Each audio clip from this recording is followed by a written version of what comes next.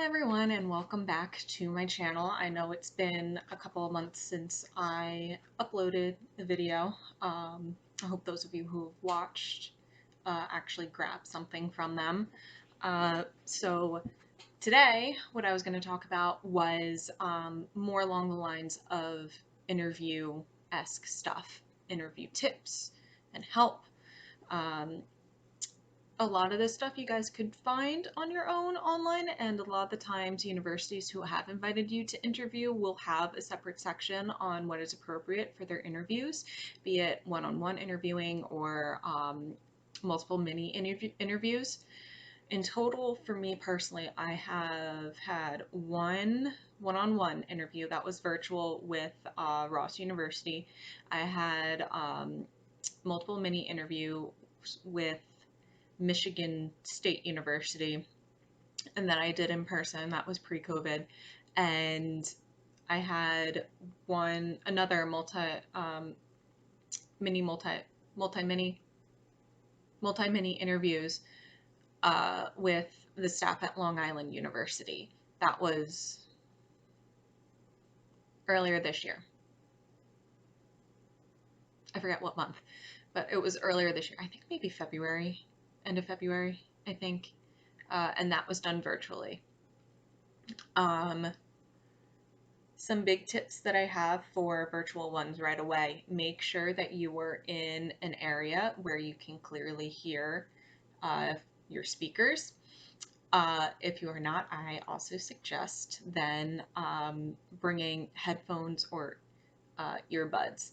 I made that mistake with my Long Island interview, and I could barely hear the first guy who was talking, and I felt so bad. I was also in a room that I didn't realize was much louder than I anticipated.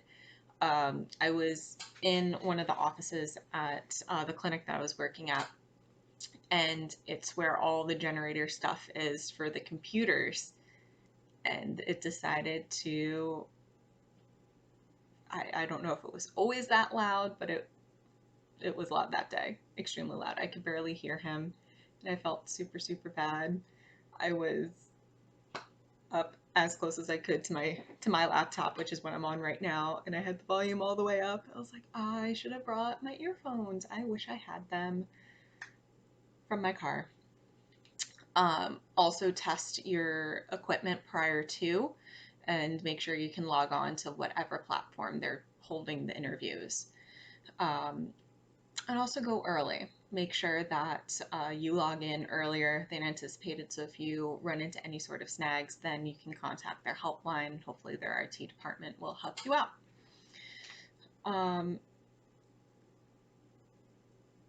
Dress code sort of goes around the board, whether it be the virtual or the in-person interviews, and it's pretty standard. You know, don't wear any sort of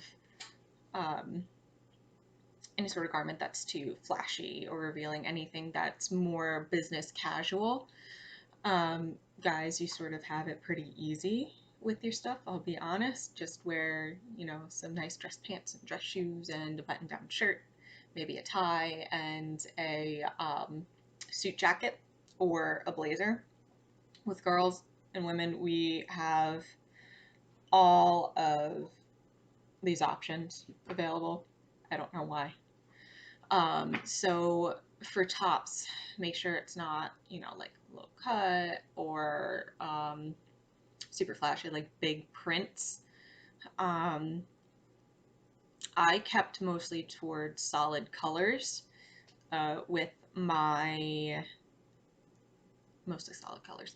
With my Michigan State, I wore a like hunter green button down with a black blazer on top, black dress pants, and some little heels that I could walk in. For my Ross interview, I wore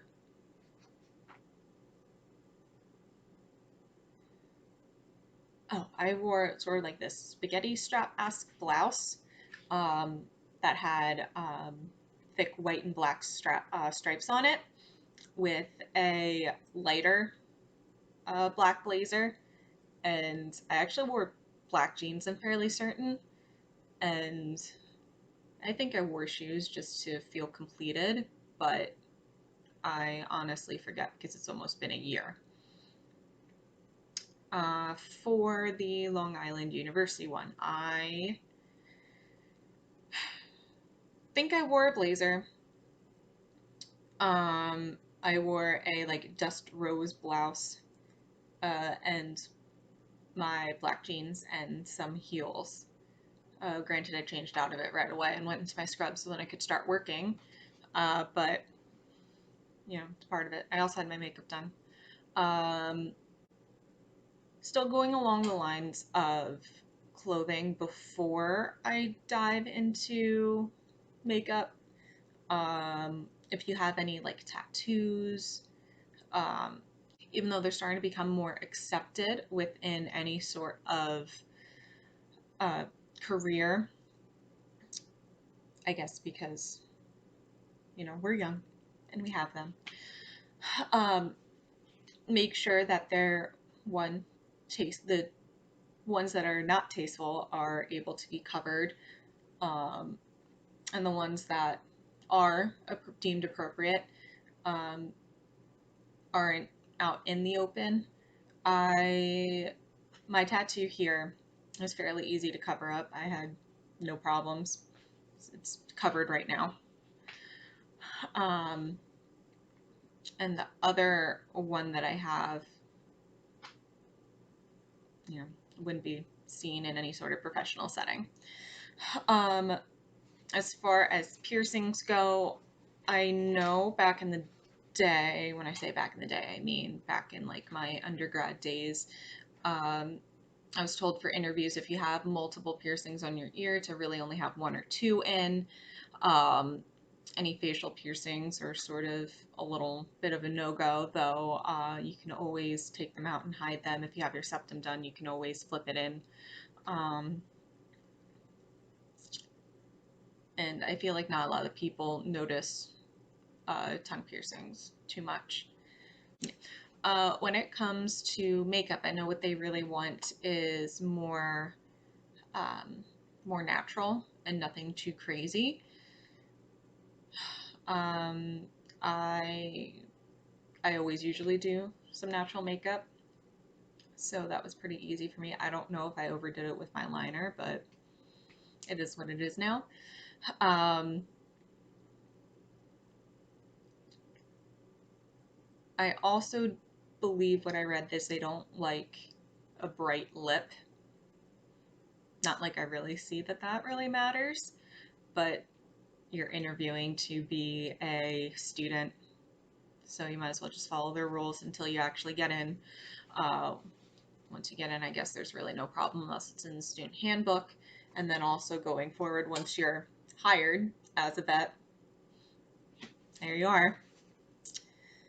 So going into the actual interview itself, um, if possible, if it's hand to hand, if it's face to face, make sure that you shake their hand if you're allowed to, and if you can.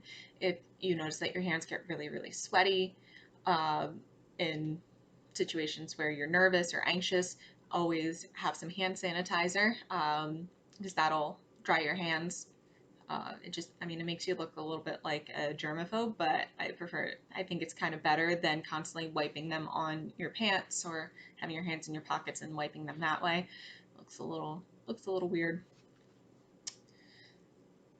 Um, with the answers, even if you don't know them, answer as truthfully as you can with confidence. Honestly, fake it till you make it is kind of my go-to when it comes to interview questions. I'm also not afraid to say, I'm not sure on that answer, or I'm trying to gather my thoughts. Please give me a moment.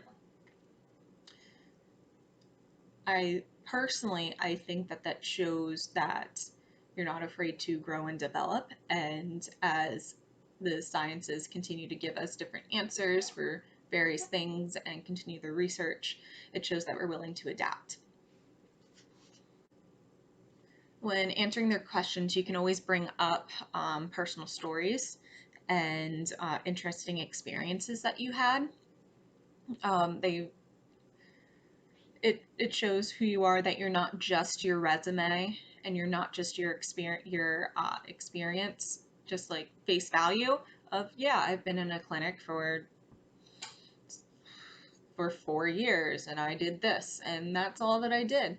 They want to know what else you did other than that. For example, like my roller derby that I've done, the volunteer work as well, though honestly mostly what I did was work all the time.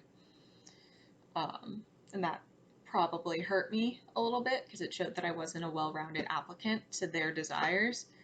But honestly, when you work full-time, you don't have a lot of time to do anything else. The interview also goes two ways. You are also interviewing them, as long as it's a one-on-one interview and not the multi-mini interviews. Most of the time with the multi-mini interviews, the interviewers aren't allowed to answer any questions other than what they have on their form, because that's what they have. They can't answer anything about the program, and they'll probably direct you to send an email somewhere. If they bring up the option to ask them questions, make sure that you've already done your research on the programs. So, for example, a lot of base veterinary degrees and other veterinarians who've come from them, who've talked to me, said that they felt that they didn't have enough time doing dentistry prior to going into the field. So I brought that up a lot at the Michigan interviews and then also the Ross interviews. You could have any questions about branching out into like how much time you have doing large animal versus small animal, if you have any time doing exotic or wildlife. Those are all appropriate questions to ask. And again, if they can't answer right then and there, they'll probably have an email or someone else to direct you to. I do also suggest trying to do some practice questions, especially if you're nervous. A lot of the times universities have, again, their whole separate web page on their university site for practice questions. And again, that may cover attire as well. You could also find a bunch of other videos on YouTube that show a mock interview.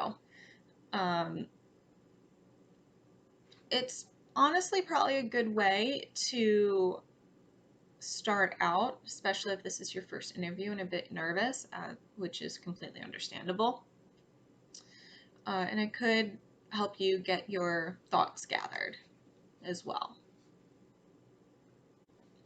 Also, if you're currently in school, such as undergrad or another graduate program, you can always see if they have any sort of career counseling. I know back in my undergrad, we were allowed to start some sort of like mock interviews as well if we were getting ready for, you know, school or career. They also had people available to look over your resume and tweak it and help you out. So those are always an option for you. Just check out your own campus first.